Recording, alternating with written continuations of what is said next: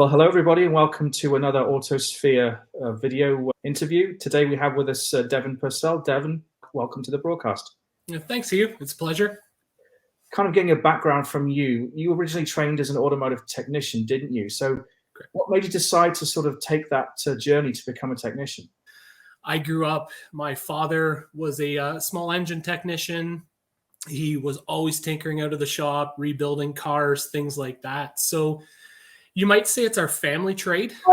Our last name's Purcell, which if you go back in history means pig farmer, but I sometimes wish I could change it to mechanic because it just seems to be that every person in our family is automotive mechanics or related in the automotive industry. So I guess you could say it runs in my blood, but basically my start was grade 10 high school auto shop. As we progressed through the years of high school, I got involved in the OYAP program.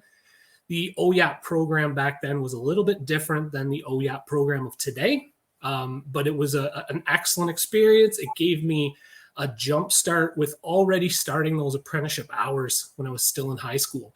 After high school, I started working at a local GM dealership where I completed my apprenticeship. And I guess fast forward to the point where I was 21, I got licensed. And I thought I knew everything.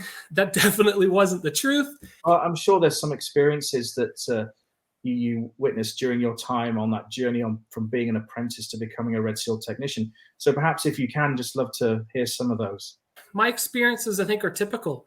I was a broom jockey, a broom pilot. You can name it anything you want, but I could sweep a floor better than anyone in my area. I guarantee it. And I could empty garbages and I could change tires. So I had a lot of the typical apprenticeship experiences that you've heard of over the years. Thankfully, I worked with a ton of great people. Even though I didn't get to do a lot of hands-on repairs during that process, I was able to have, a lot of technicians that I could learn from when I asked. I tell my students all the time that I completely understand what it's like to change oil for 2 or 3 years at a time because I was there.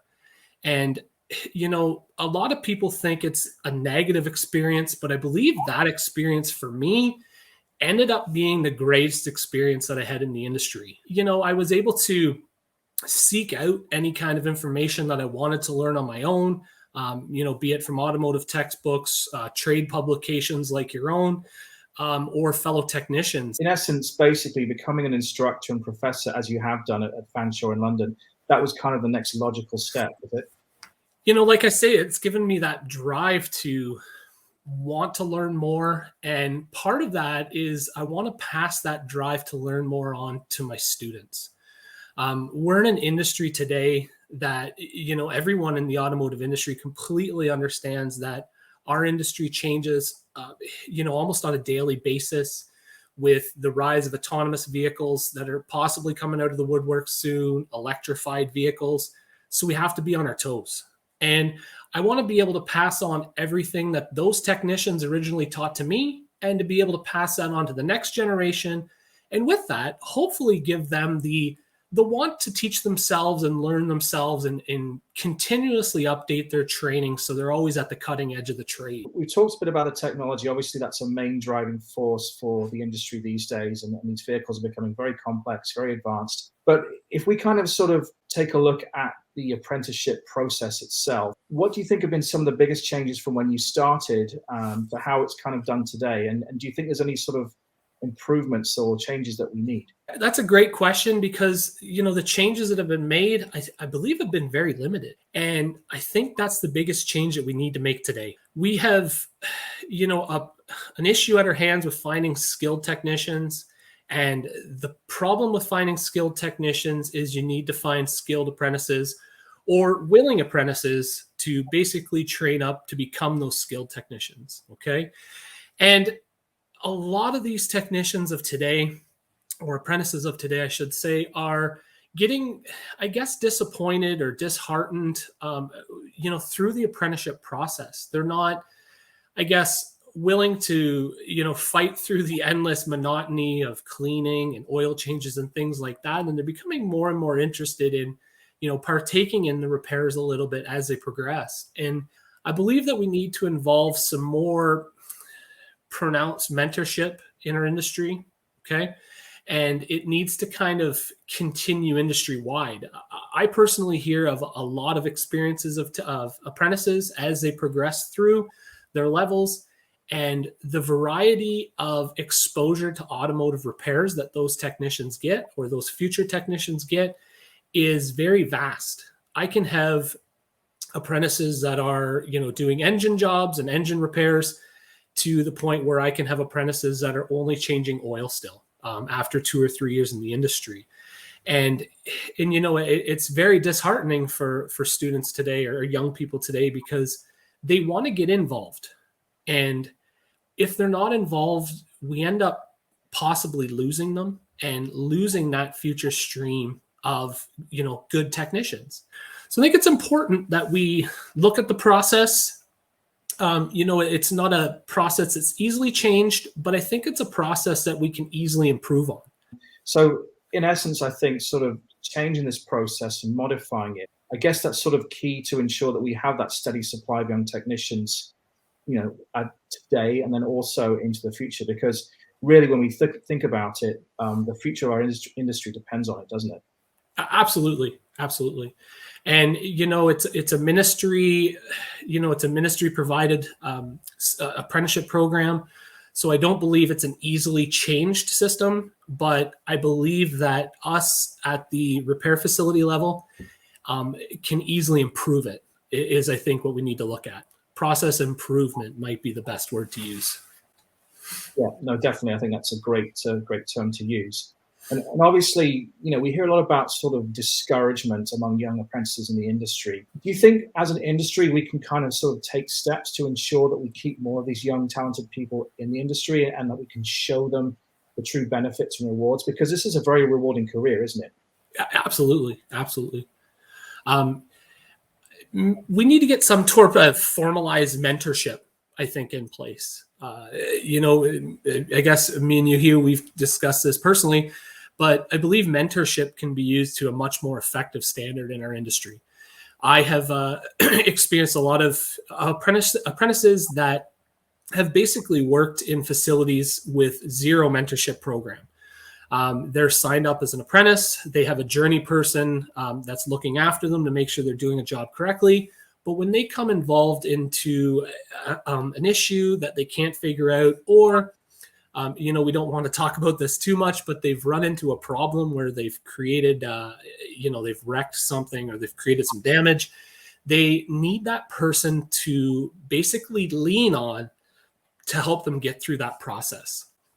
I always try to relate my own experiences to my students so they can understand that there is light at the end of the tunnel. And that's, just by relaying the experiences that I had during my apprenticeship, that, you're not always going to be sweeping floors. There's going to be a day that you're a senior technician on the floor and you're doing the high-tech electrical diagnosis, and you have an apprentice that's looking over your shoulder.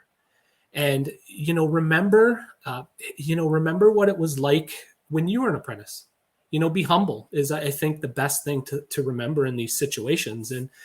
And when that apprentice is looking over your shoulder when you're doing that repair, maybe take 5 or 10 minutes just to explain to them a few things on that wiring schematic that's in front of you.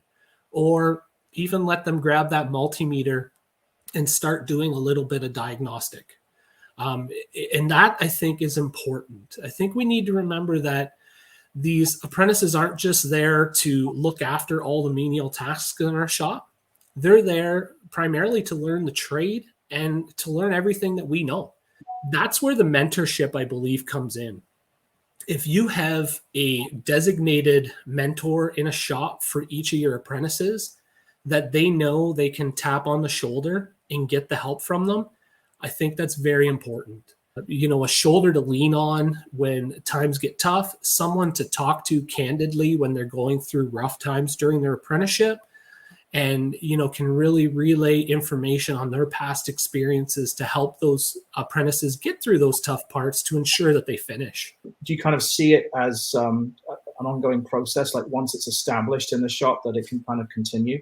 Yeah, absolutely. Absolutely. It's important that you pair them together with a great senior technician and, build up that junior technician and, mentor them up to the point where they're going to be a senior technician. And like you said, if they've been through that mentorship process themselves, they'll know the ins and outs of how it works and will like to continue that on.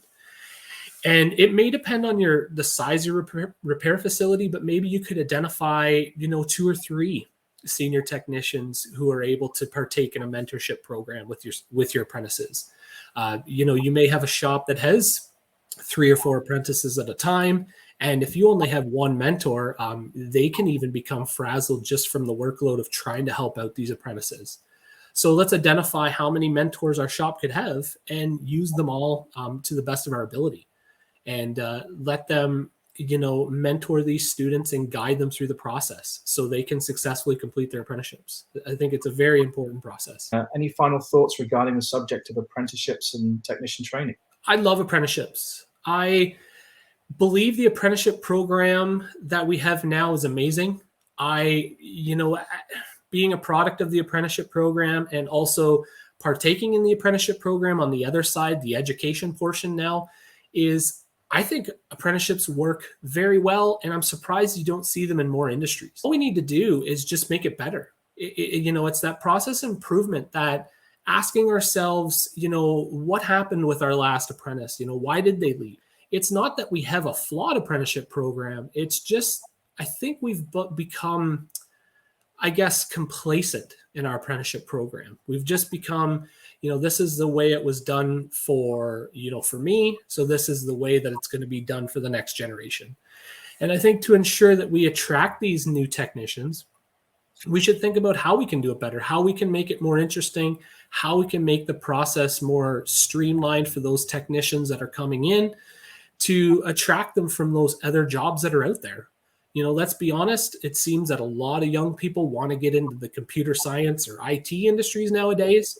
And, we're talking about Ethernet communication systems coming out in vehicles now.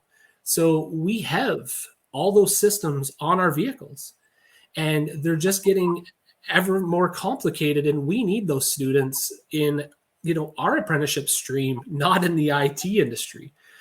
We need that talent. And, we need to do everything we can to attract it, is what we need to do. And if that means just improving our apprenticeship process slightly, I think that goes a long way to getting those students into our repair facilities for sure. Great. Well, Devin, thank you very much indeed. It's been really great chatting with you this morning. And as again, we look forward to seeing some of these developments happening and hopefully the industry can continue to thrive in the future. Yeah, for sure. Thanks a lot, Hugh. I appreciate the opportunity.